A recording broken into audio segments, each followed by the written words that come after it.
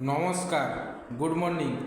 তো চলুন ফ্রেন্ডস, নতুন ভিডিও মানে নতুন টপিকস, আর নতুন টপিকস মানে ফ্রি হোমিওপ্যাথি চিকিৎসা।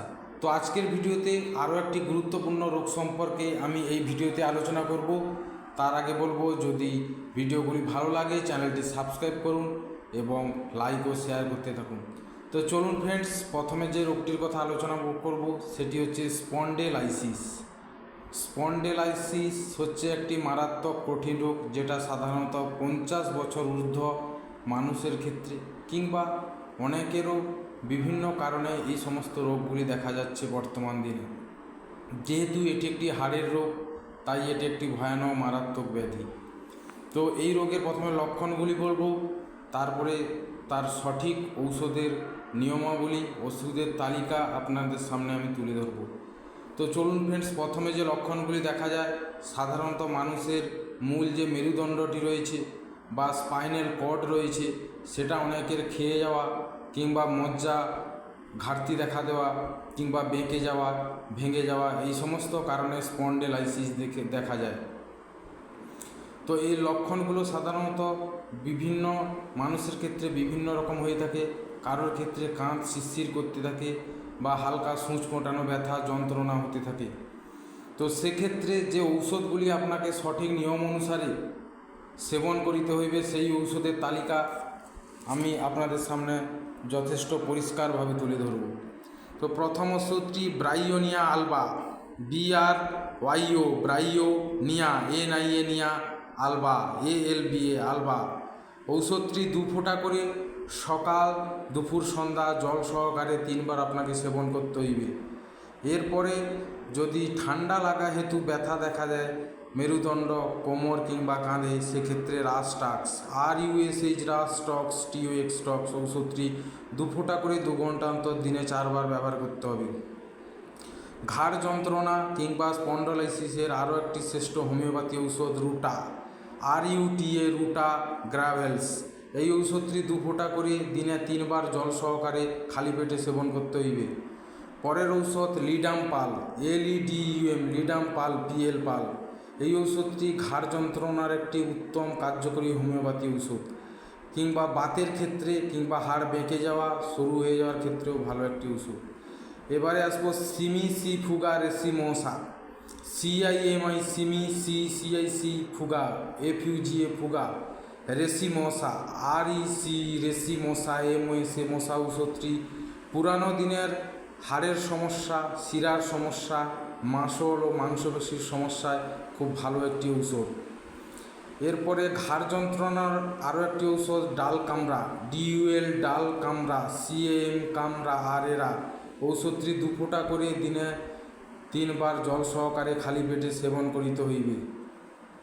বারবারিস ভালগেরিস, BERBERIS বেরিস ভালগারিস, BULGARIS ভালগেরিস। ঔষধটি কিডনির তলদেশে, পিঠের পিছনে যদি ব্যথা করতে থাকে, এর মাদার ঔষধটি 10 থেকে 15 ফোঁটা করে সকাল সন্ধ্যা জল সহকারে সেবন করতে হইবে।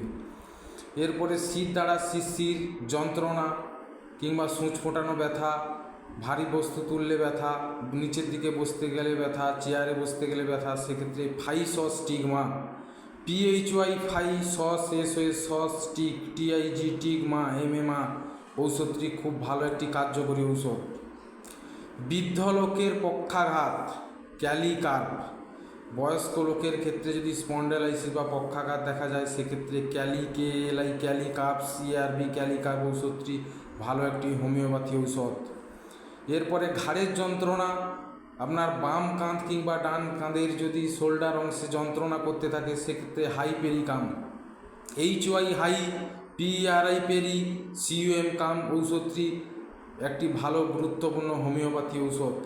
2 ফোঁটা করে সকাল দুপুর সন্ধ্যা জল সহকারে খালি পেটে সেবন করিতে হইবে। এরপরে ঘাড় যন্ত্রণার আরও একটি ভালো ঔষধ কিউপ্রাম মেটালিকাম, CUPRAM কিউপ্রাম মেটা, META মেটা, LILI কাম, CUM কাম ঔষধটি ঘাড় যন্ত্রণা বা স্পন্ডেলাইসিসের ভালো একটি ঔষধ। লক্ষণ অনুসারে ঔষধটিকে আপনাকে ব্যবহার করতে হবে 2 ফোঁটা করে সকাল সন্ধ্যা জল সহকারে। বৃদ্ধ বয়সে ঘাড় ব্যথা, ঘাড় যন্ত্রণা, প্রস্রাবজনিত সমস্যায় কোনিয়াম ম্যাক, CONI কোনিয়াম, UMAM ম্যাক, MSC ম্যাক ঔষধটি ভালো একটি হোমিওপ্যাথি ঔষধ।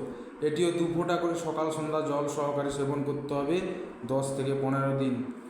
পরের ঔষধ ঘাড় ব্যথার ক্ষেত্রে anacardium, ANA CAR car DID UMAM ঔষধটি ঘাড় ব্যথার একটি শ্রেষ্ঠ ঔষধ বলে হোমিওপ্যাথি চিকিৎসকরা দাবি করেন। ঘাড় ব্যথা যদি ভিটামিন ডি জনিত সমস্যার ক্ষেত্রে হয়ে থাকে সেক্ষেত্রে calcarea fluor, CAL calcarea, CARA ক্যারিয়া ফ্লোর, FLOUR4 ঔষধটি একটি ভালো ঔষধ।